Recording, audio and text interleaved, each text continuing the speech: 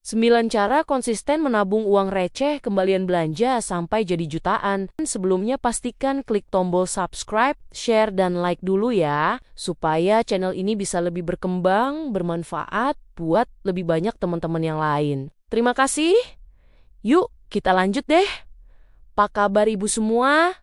Moga sehat-sehat terus ya. Bu, kita ngobrol sebentar ya. Hidup ini kadang lucu, tapi juga nyebelin. Setiap belanja rasanya biasa aja.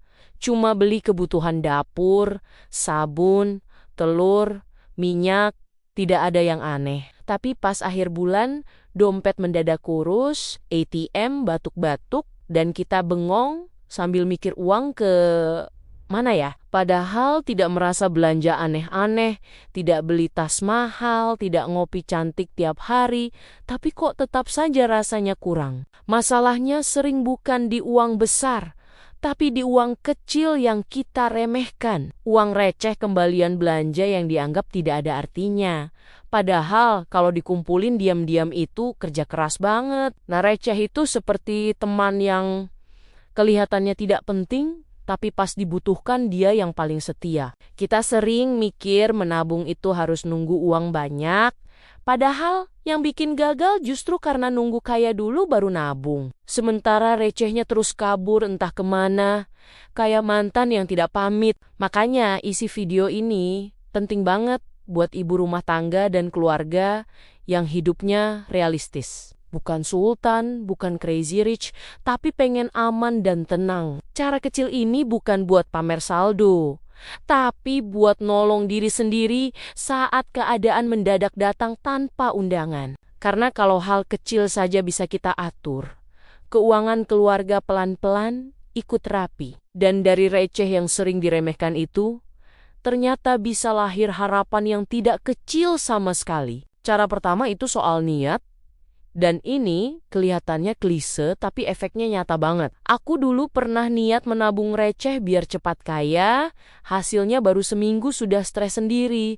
Karena kok recehnya kecil amat, akhirnya aku ganti niat. Bukan buat kaya, tapi buat nolong diri sendiri di saat genting. Buat jaga-jaga kalau anak tiba-tiba demam tengah malam, atau gas habis pas tanggal tua. Begitu niatnya diturunin, hati jadi lebih tenang, tidak ada beban, dan justru lebih konsisten karena tidak ada target muluk yang bikin kepala cenat-cenut. Cara kedua itu soal kebiasaan kecil tapi krusial, yaitu langsung misahin receh begitu sampai rumah. Karena receh itu licin banget, kayak belut, lengah dikit bisa kabur entah kemana. Aku pernah niat, nanti aja sore dimasukin. Sorenya receh sudah berubah wujud jadi es teh manis sama gorengan. Jadi sekarang begitu tas dibuka, receh langsung keluar. Mau capek, mau lapar, tetap masukin dulu, baru rebahan. Cara ketiga ini godaannya halus tapi mematikan, yaitu kebiasaan ngitung tabungan. Rasanya pengen tahu sudah berapa, sudah lumayan belum, sudah bisa beli apa. Padahal semakin sering dihitung, semakin sering hati berdialog dengan setan kecil di kepala yang bilang, kayaknya aman deh diambil sedikit. Aku belajar dari pengalaman. Sejak berhenti ngitung dan pura-pura lupa, tabungan justru tumbuh tanpa drama. Cara keempat adalah memilih wadah yang bikin kita mikir 2 kali buat buka. Jangan pakai wadah yang tutupnya bisa dibuka tutup kayak toples kue lebaran, karena itu undangan hilaf. Aku pakai celengan yang harus dipecahin.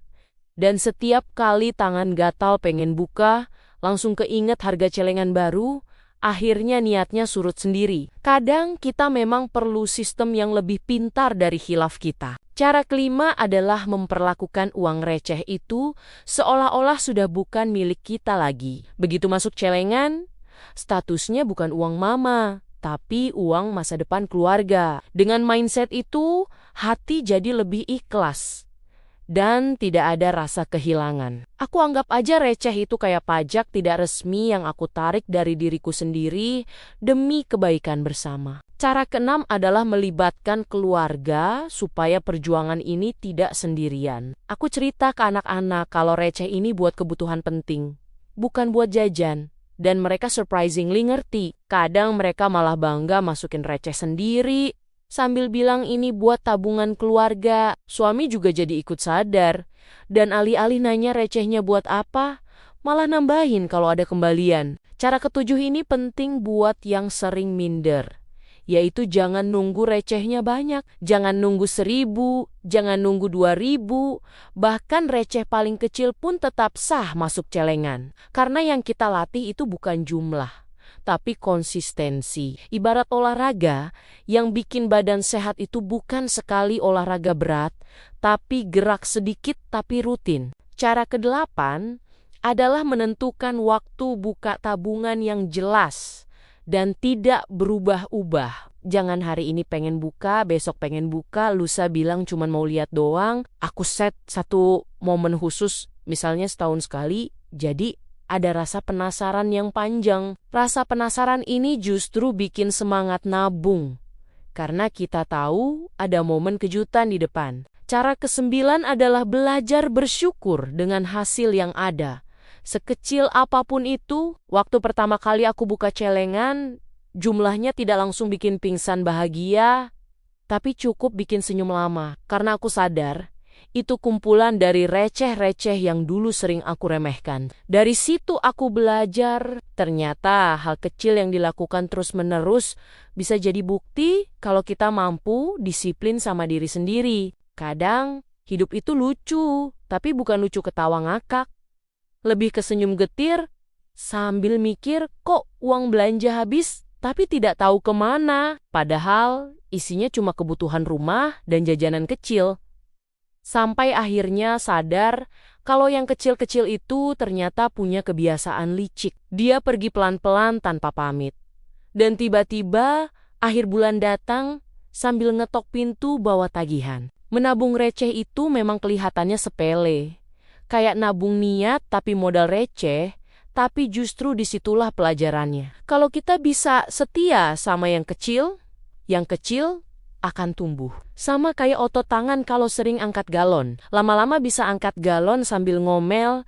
Receh yang dikumpulin tiap hari itu bukan cuma uang, tapi bukti kalau kita sedang berjuang pelan-pelan buat masa depan keluarga. Jadi, kalau hari ini receh masih terasa ringan dan hasilnya belum kelihatan, tidak apa-apa, karena yang sedang dibangun itu bukan cuma jumlah uangnya, tapi kebiasaan dan harapan. Dan suatu hari nanti, saat celengan dibuka, yang jatuh bukan cuma koin, tapi rasa bangga karena kita berhasil konsisten, berhasil bertahan, dan berhasil bilang ke diri sendiri, ternyata aku mampu. Demikian, terima kasih sudah mendengarkan ceritaku kali ini.